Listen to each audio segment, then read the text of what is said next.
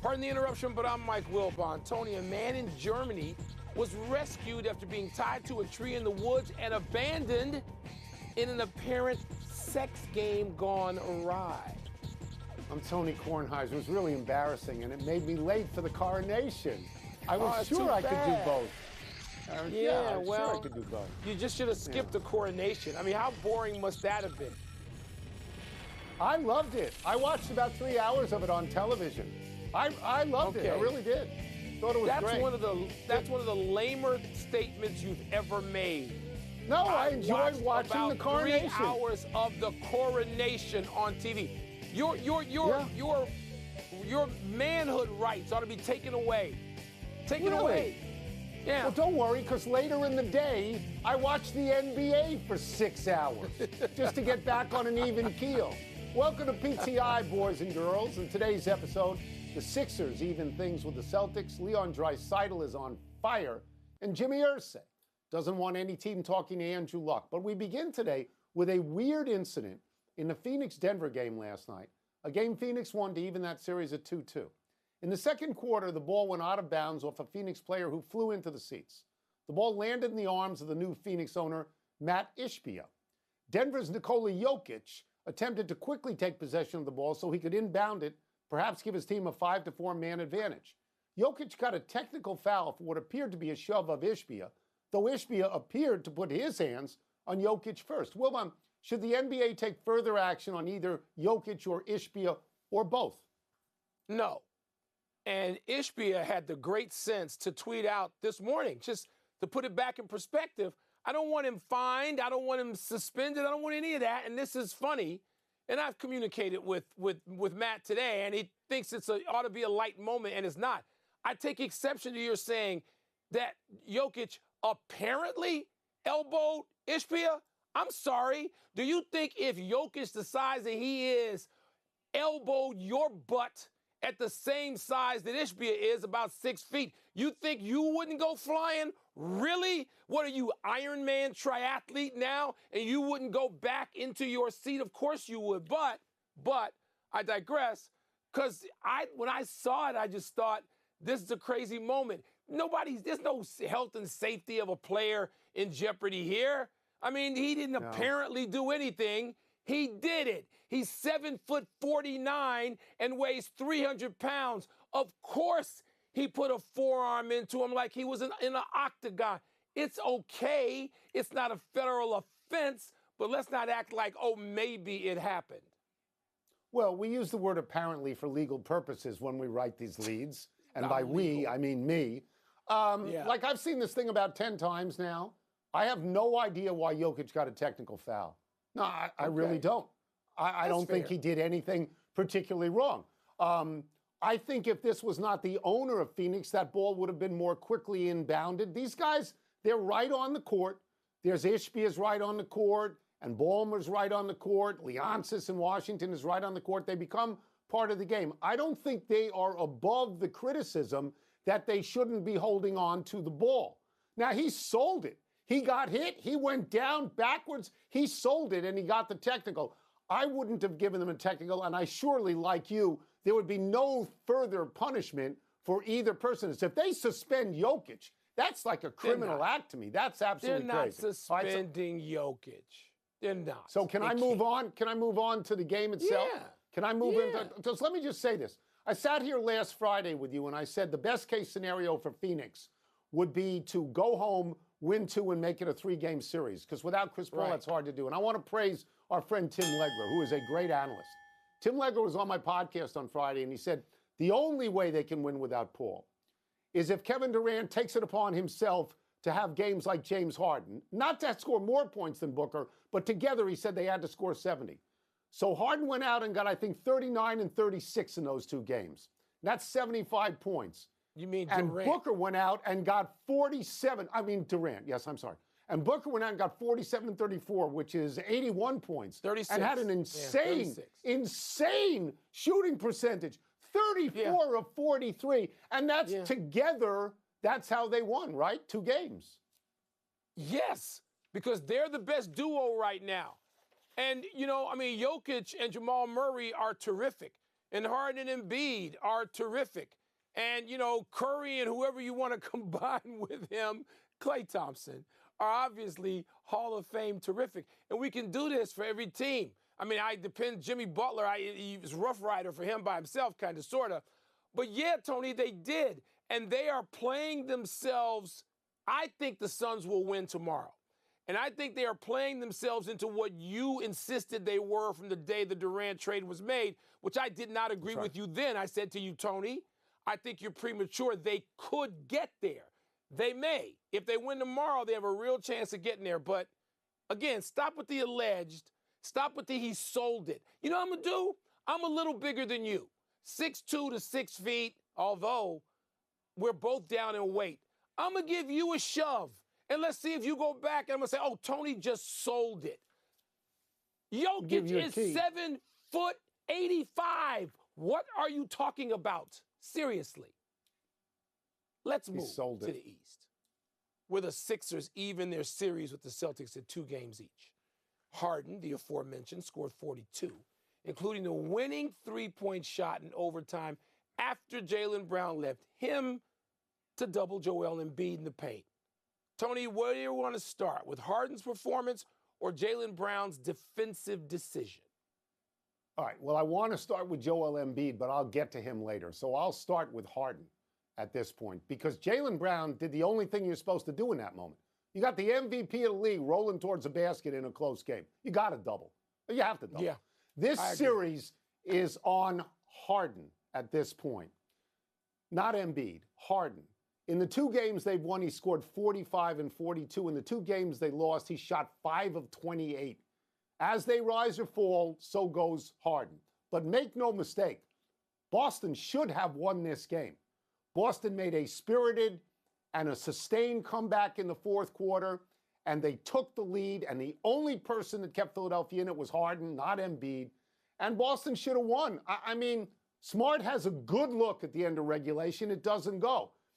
And if Tatum didn't take 11 and a half of the 12 seconds left to dribble between his legs 19 times and got the ball to Smart a half second earlier, they would have won that game.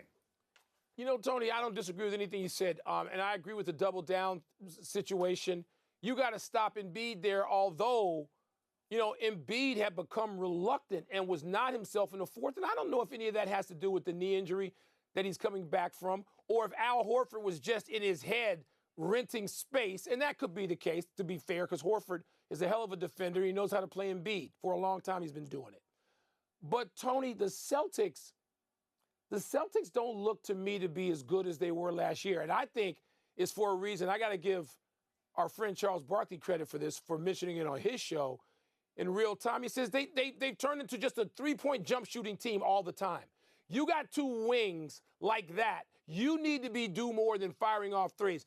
But let me give some credit, speaking of credit, to my man Mike Greenberg, to Greeny, who said to me yesterday on Countdown, hello, why isn't this more about Harden than Embiid? And I shouted him down and said it was insane to think Harden could score 40 points again in these playoffs. And aren't I the fool? Greeny was right, and so was Harden. Tony, I didn't think Harden had that in him. Not a 40-plus. Not again after going 5 for 28. He was great. He was great. I'm going to the legal pad.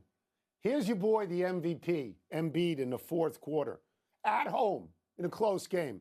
Plays 9 minutes and 23 seconds. Has 2 points, 1 rebound, 1 of 6 shooting, because Al Horford ate his lunch. Blocked him 3 different times. If you include the overtime, he still only has 1 rebound, and he has that charging foul. Who had the assist that produced the jump shot that won the game? Okay, but he was nothing in the 4th quarter. He wasn't. And James Harden was everything. Let's move to hockey. That's true. We have a playoff potpourri, and it comes down to 3 situations, and Wilbon, I will eventually ask you, which is the biggest deal?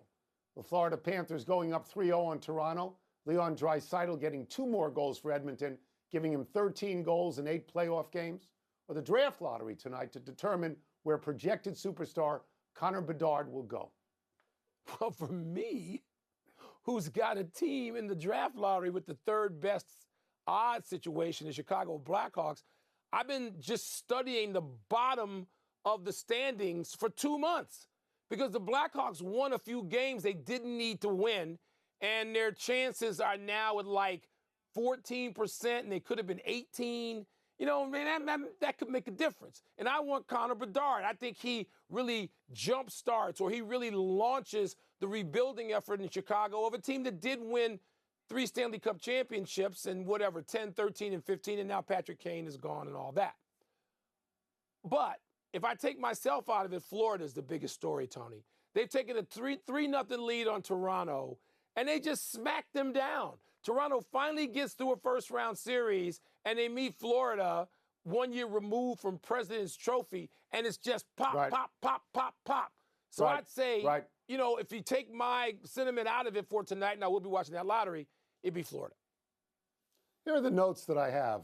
I assumed you'd say the draft because the Blackhawks were involved. Yeah. Every single day we've done this show, you have defamed the NFL draft, except this year, because the Bears had the #1 pick for an hour and a half before they traded That's right. Now, in the long term, you may be right.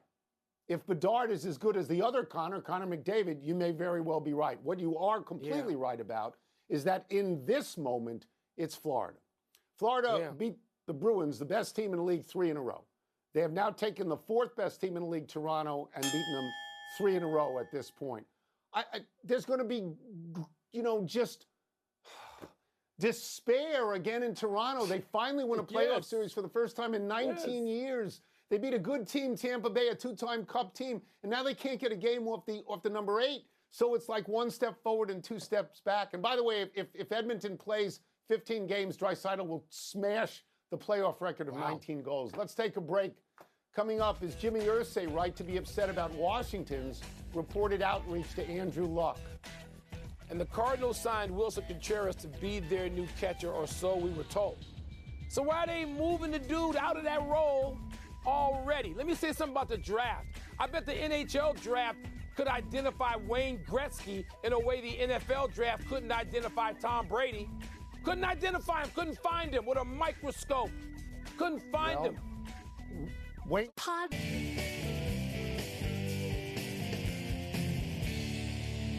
It's mail time, where you do the work our producers are being paid for.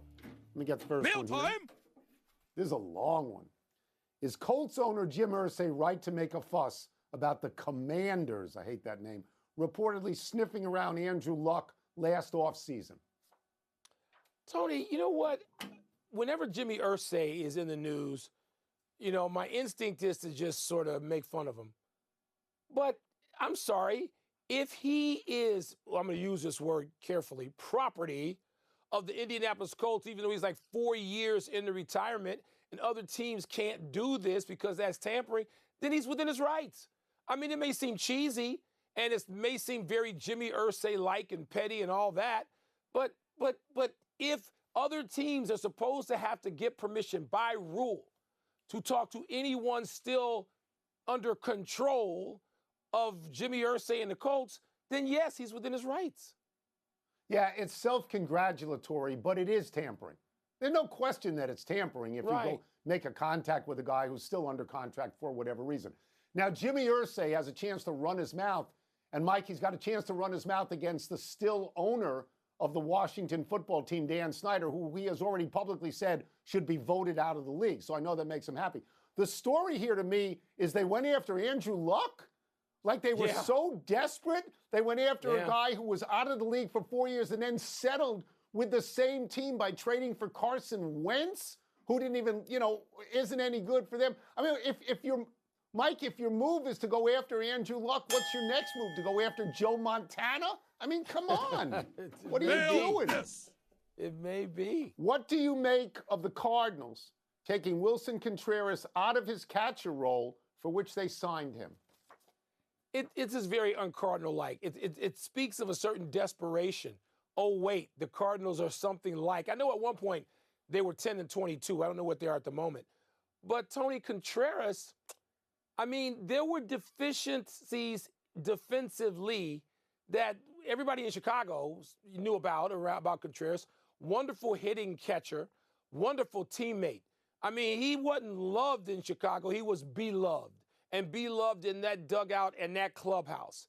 And it was, I mean, people shed tears to see him leave. But nobody was going to say that he was Roy Campanella, Johnny Bench, I'll update only about 20 years, as a defensive catcher. So the Cardinals, they're just finding this out. They played against him like 18 times a year. They're just finding it out. I don't. This doesn't seem like the Cardinals' usually stellar scouting. They are right now 11-24. They're the worst team in the National League. They're worse than the Washington Nationals, which surprised me. I know you hate the Cardinals, but let's go to this. They signed Contreras for 5 years, $87.5 million. They specifically signed him to take Yadier Molina's place when Yadier Molina retired. That's the problem. And as you say, they had to know he was a bad defensive catcher because they played against him 19 times every single year in the same division. So you can't say, whoa, he's a bad catcher. And what makes it worse is the pitch clock, Mike, because the pitches keep coming and keep coming and keep coming. If you're a bad defensive catcher, it doesn't work. He's now on pace for 9 home runs. He's a very expensive DH. It ain't working. Enough email. Let's take one last break. Still to come. Will your Knicks win tonight to keep them going down 3-1 to the Heat? And which Warriors team is going to show up against the Lakers tonight? When you have Yadier Molina, who's going to the Hall of Fame, I guess the Cardinals got buyer's remorse, and they said, oh, wait, this guy isn't Yadier Molina behind the plate. No, he's...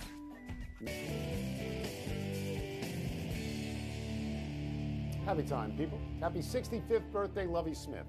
Lovie was fired as head coach of the Houston Texans last January, hours after the Texans finished 3-13-1. But he was not fired before winning the last game of the season over Indianapolis, thus depriving the Texans of the overall #1 pick in the draft, sliding it to the Bears, who eventually traded it to Carolina.